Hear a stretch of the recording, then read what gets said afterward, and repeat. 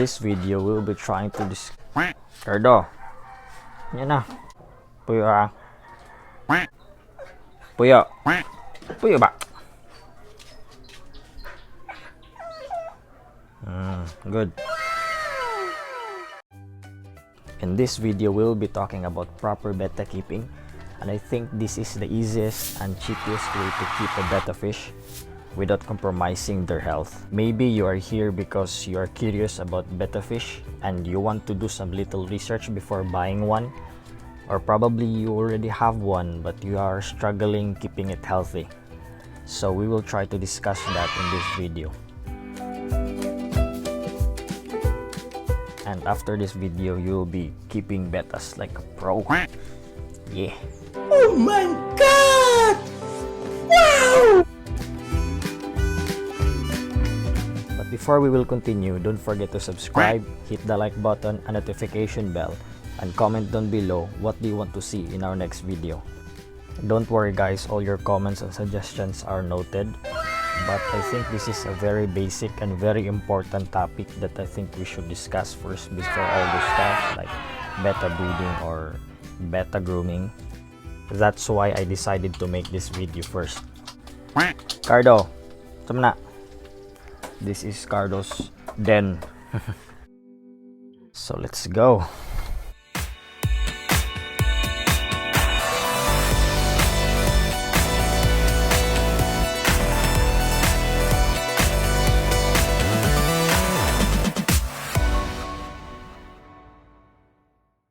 But first, we need to know how to identify a healthy betta fish.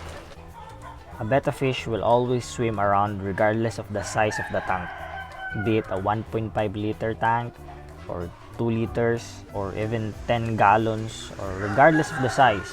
Your betta fish does not stay at the bottom or at the water surface. It always swims around. And also the pectoral fins. A healthy betta fish always moves its pectoral fins, the ear-like fins at both sides near the gills. The fins of a healthy betta fish is not clumping, always spread regardless if it's flaring or not. It does not stick together, always spread its caudal at its maximum spread. So that's how you identify a healthy betta fish.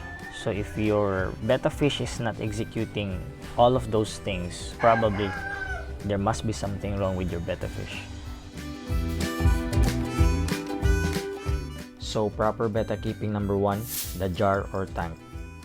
First is your container. I highly suggest use aquarium if you want to keep bettas for display, because of course you can see clearly your betta fish with this. By the way, this is a 4x6x8. This is the standard betta tank. This is what used in shows or exhibits for betta fish. This is what they're using. You can also use plastics. This is actually fine. This is 4-liter container. If you want to keep bettas for conditioning, I prefer using this. Maybe 1.5-liter container is okay, but I highly suggest at least use 2 liters.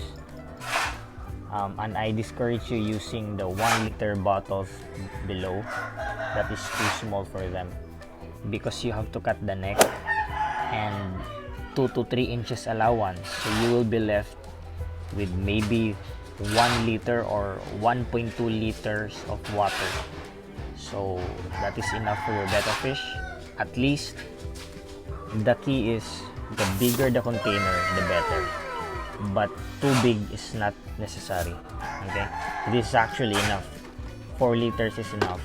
10 liters is the best. So I recommend use at least 2 liters and at best 10 liters.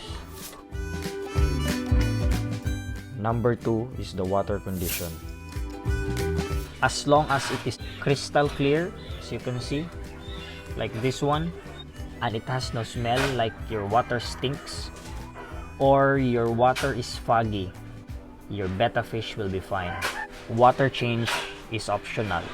Even up to 2 weeks, up to 1 month, it is fine as long as it is not stinky, not foggy, and crystal clear.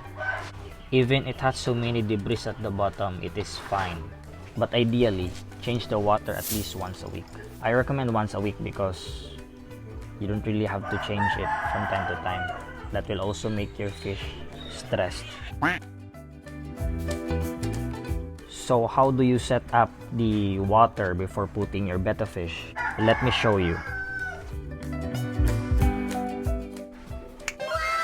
Use stock water, but if you don't have, it's fine. You can use the water in the faucet, but make sure to let it settle at least 24 hours. Ming Meng.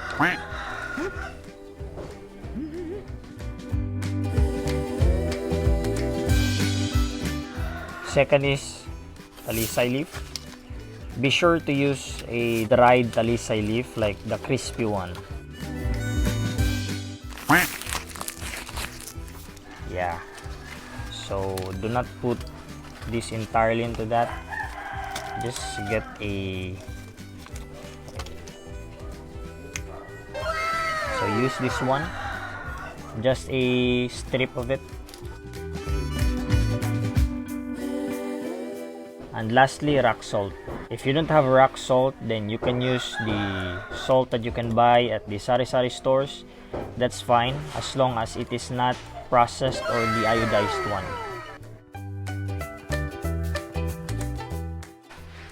So that's it. That's all you need to do to prepare the water for your betta fish. The salt is to prevent parasites from thriving in this water. The talisay leaf is for antibacterial, for bad bacteria not to thrive in your tank, and for the acidity, for the conditioning of your betta fish. As easy, as simple, and as cheap as that. No supplements or water conditioning added. Your betta fish will be thriving in this setup. But if you have one like Vita Gold or other water conditioning supplements, then why not? There are really tons of videos out there that you can watch that will teach you how to properly keep a betta at best, but it is not that easy, it is not that simple, and totally not cheap. And many don't have access to those kind of supplements. So I am demonstrating the easiest and simplest way, and also the cheapest, with the same results.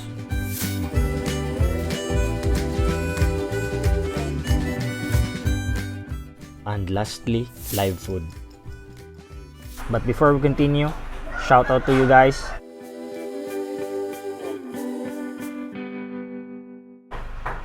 Now let's continue. Nothing beats live food when it comes to betta fish food. There's no alternative better than live food like mosquito larvae, daphnia, and other live food that you can culture at home for your betta fish, for your fry or for your adult ones. You can Google that one. There's a lot of other live food that you can culture at home. But for best live food, you can use daphnia, mosquito larvae, and tubifex. These are the three best live food that you can feed your betta fish. You can Google about this live food, and there are also tons of videos out there that you can check. We have also daphnia videos about that. You can check that one. And also mosquito larvae hunting. You can check that one as well. After maybe 2 to 3 days, your water will turn like this. Again, crystal clear, not foggy, and no smell. And you're good to go. Those are the 3 things that you should really consider to keep your betta fish healthy: water, space, and live food. If you don't have access to live food, then that's fine. You can use pellets. There's a lot of pellets available in the market for your betta fish. That's also fine. In my experience, I use the cheapest pellets that I can buy at the store, the PO2 or PO1. Those are sinking pellets. Those are also fine, just as the Optimum Betta or other pellets. You can Google that one. As much as possible, feed your betta fish with live food. Betta fish are tougher than you think. Oh my god! So I really advise don't pamper them. Based on my experience and other breeders' experience, the more you pamper the betta fish, the more you take care of it, the more it will die. So chill, don't be paranoid about your betta fish.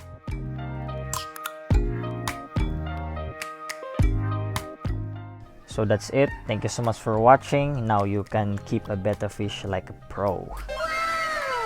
Stay home, keep safe, and God bless.